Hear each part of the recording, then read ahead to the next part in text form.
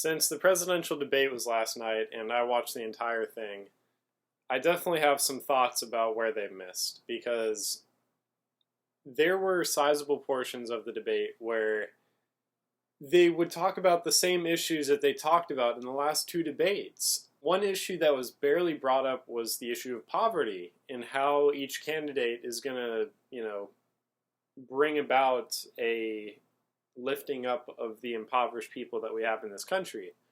And you heard nothing, pretty much absolutely nothing about that kind of issue.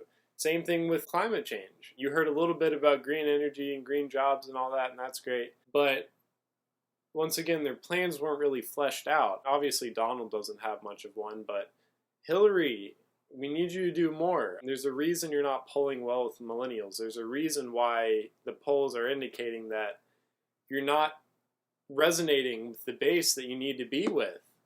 I mean, the Democratic base and the liberal base, well, the corporate Democrats are with you, obviously, but your liberal base is not there. And there's a reason why. It's there in a certain context, but it's not there in as much of a force as it should be. And there's a reason for that. So poverty was an issue that wasn't really talked about. Climate change was another issue that wasn't discussed as much in full context as it needed to be. And one last thought, Social Security. The entire exchange that both candidates had with Chris Wallace was atrocious.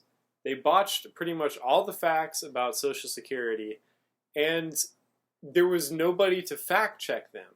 They pretty much ran rampant in both of the candidates about how they either don't want Social Security, or they're not going to protect it in any serious manner. And yeah, we're going to put more money in the Social Security budget, but that's not as advent of a position as we need.